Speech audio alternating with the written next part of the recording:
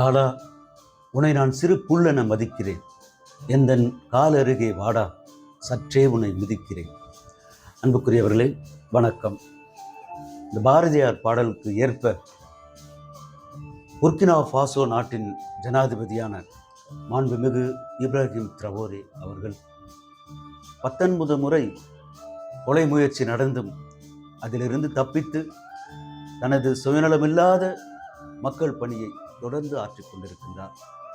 ஆப்பிரிக்காவின் கேப்டன் என்று சொல்லப்படுகின்ற பேரன்புடனும் பெருமிதத்துடனும் மக்களால் அழைக்கப்படுகின்ற கேப்டன் இப்ராஹிம் ட்ரவோரே. இதற்கு காரணம் இல்லாமல் இல்லை.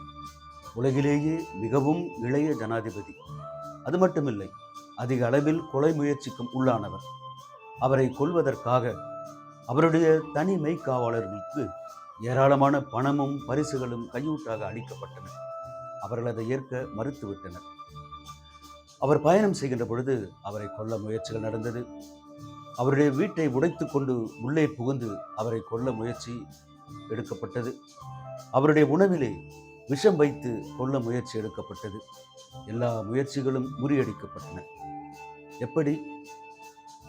கேப்டன் இப்ராஹிம் ட்ரவோரே அவர்களே நடமாடும் காவல் கோட்டையாக இருக்கின்றார்.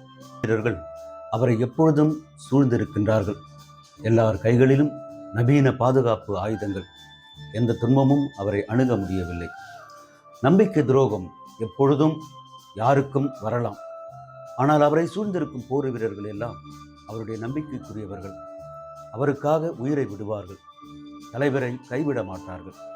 கேப்டன் இப்ராஹிம் ட்ரவோரே எப்பொழுதும் எச்சரிக்கையுடனும் தைரியமுடனும் இருக்கின்றார்.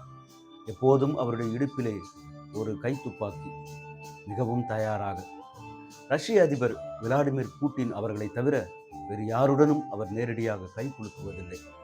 ரஷ்யாவினுடைய சிறப்பு காவல் படை அவரை பாதுகாக்கிறது, அவரை காவல் காக்கின்றது. எந்த துன்பமும் அவரை அணுகாது.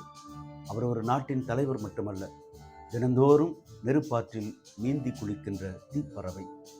அவர் நீண்ட நாள் வாழ வேண்டும்.